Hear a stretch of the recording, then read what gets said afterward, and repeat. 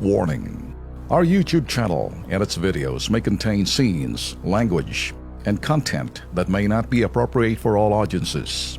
These videos include surveillance footage, undercover pursuit of suspects, actual police and rescue operations, and fearless confrontations. If you do not approve of the content, please do not watch our videos. If you wish to continue, we strongly advise that you proceed with caution. Viewers' discretion is advised. Okay, nagbabalik pong Kilos Pronto. O Nika, Ano? marami ka bang kilalang mga siga-siga dyan sa lugar nyo? Wala masyado. Bakit? Ito kasi nasa pulho ng camera ho ng KP. Ang Kilos Pronto team ay nakakita ho ng mga sobrang angas. Angas? Kung bakit sila tila nag-amok. Ha? Nag-amok? Eto, panoorin nyo ninyo.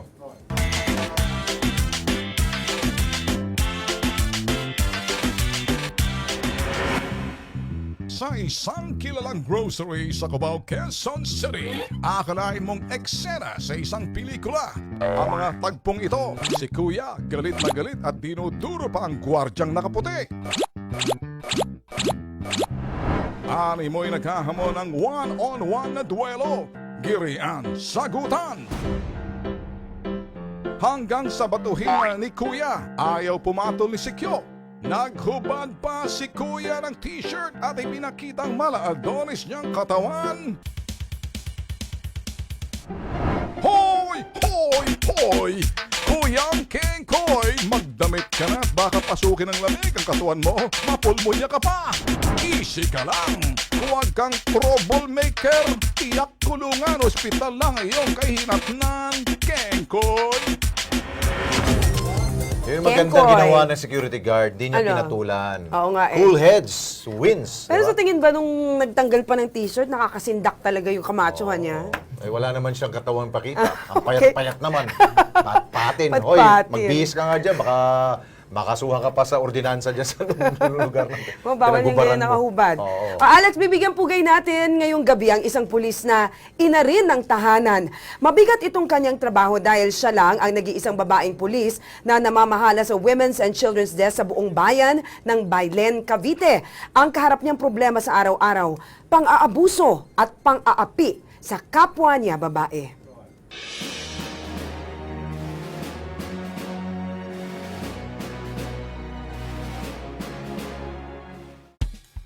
Siya si SPO2 Cherry Ann Maunahan Bilugan. Ang 40-year-old mom at hepe ng WCPD sa General E. Aguinaldo, Cavite. 14 years in the service. Ako po ang humahawak ng mga kaso na laban sa mga bata, sa mga kababaihan na inaapi, binubugbog, sinasaktan at minumolestya. Kailangan dito yung isang tapat, may puso, isang pasalamat na rin yun na dito ako assign, dito kami nakatira. Kahit papaano yung mga anak ko, pag after office, naaasikaso ko sila. After nilang lumabas sa school, naaasikaso ko sila. Pagtutulog sila, nakakasama nila ako, katabi ko sila sa pagtulog. Kadalasan lumalabas daw ang kanyang pagiging ina, lalo na sa ilang kasong kanyang hinahawakan. Minsan kasi yung mga nagiging kaso ko na nahahawakan dito, nadadala ko rin minsan sa bahay. Mostly nananaig yung pagiging ina dahil lalo na kailangan pagka mga kabataan yung nahahawakan ko na kaso, kailangan dyan may pangunawa, higit na pangunawa sa mga batang ganun nga yung naliligaw na landas. So kailangan talagang may matibay ka na dibdib para harapin yung mga ganong kaso. Isa si SPO2 Bilugan sa mga huwarang pulis sa kasalukuyang henerasyon.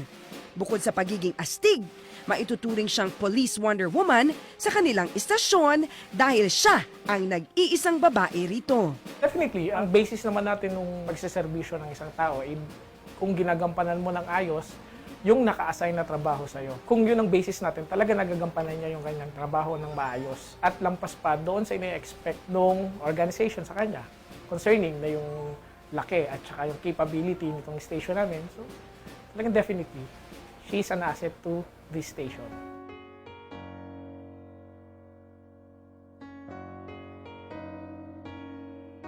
Talagang ang pagiging pulis ay sa puso ko na. nasa sa isipan ko na palagi. Minsan nga na-judge kami ng ibang tao. Pero tuloy pa rin, trabaho lang kami.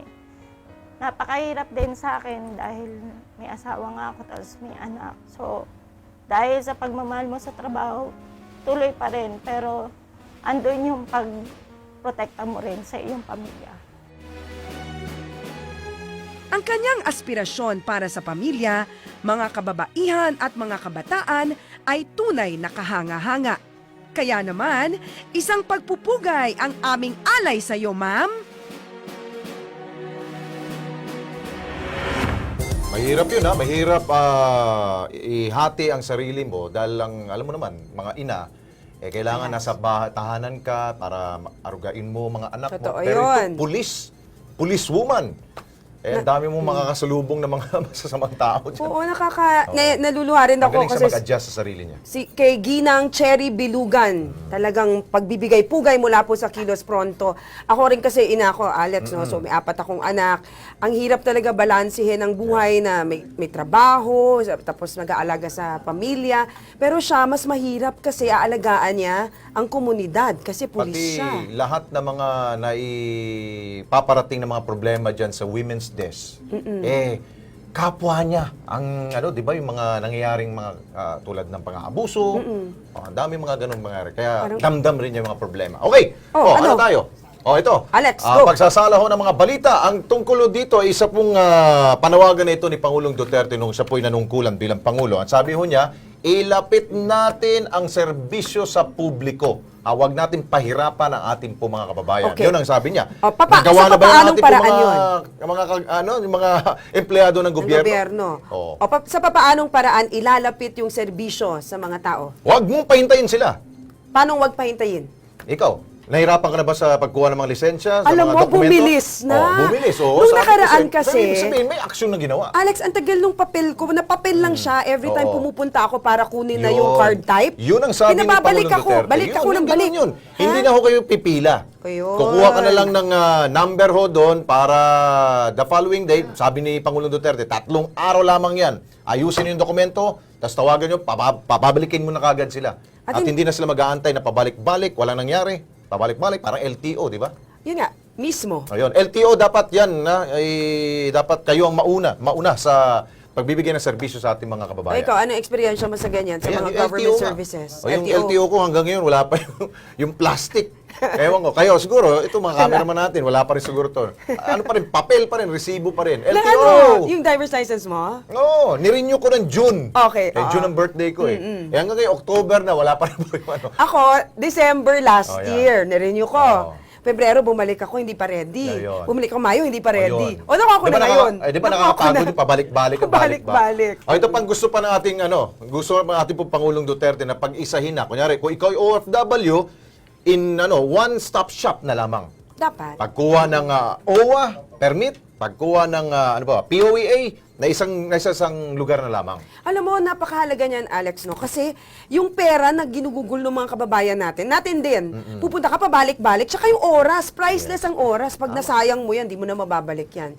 O, Okay. kahanga-hanga Okay. yan. Sana tuparin ang ating mga government servants ang sinabi ng Pangulong Duterte. Okay, bago ho tayo magtapos, ito, magbati Ito ang ang portion na importante. tayo dito. Okay. Ito, happy birthday kay Senior Inspector Alan de la Cruz ng CIDU QCPD ng Camp Karingal. Happy birthday po, sir. Ito, malaking tulong sa atin to dito po sa Kilos Pronto. At kay Nessie Acosa, happy birthday sa iyo. Yan lang sa'yo? Hindi, meron pa. O, sige lang. Sige, Kim. go. Ikaw muna. Ako muna. Skin and Body by Medicard Laser and Aesthetic Center staff. Good evening. Happy viewing Inday, Clyde, Cyrus, Romeo, and Queen. Mula po kay Mike. And happy viewing kay Sis Perly Marinas and Dante Rivero. Good evening. Ito, sa Facebook page po natin, dahil napapanood tayo ng live sa ating pong Facebook page ng Kilos Pronto, may mga viewers po tayo na nagchat-chat, nagbibigay po ng kanila po mga komento at pagpupugay. Meron pong watching from Jeddah, Kingdom of Saudi Arabia, na si Mariam Sultan. Uy, magandang gabi dyan, ha? Si Kaineki Tokiyama.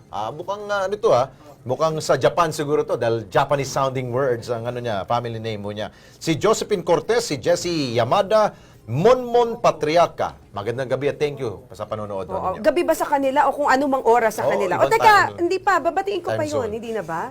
Binabati rin natin si Ethel Abellanosa mula kay Alec Lopez at si Phoebe Mangabay na nakatutok live mula sa Macau. Nako, sabi ng anak ko, Dad, sabihin mo kung ilang araw na lamang before Christmas. Oh anak, Ilan na 60 lang? days before Christmas Ganon, na lamang ang yun. bilis. Nanonood kasi si Javi, yung aking bunso. Si Hi, Javi. Javi. Hello. O yan po ang isang oras na mabilis ang pag-aksyon sa inyong reklamo. Sa ngalan po ni Ben Tulfo, ako po si Alex Santos. Nika Cleofe Alihar naman po hanggang bukas mga ka-KP, sama-sama nating tiktikan at subaybayan ang bawat isyong kailangang imbestigahan. Dahil higit sa sumbungan, imbestigahan at balitaan, dapat kilos Pronto!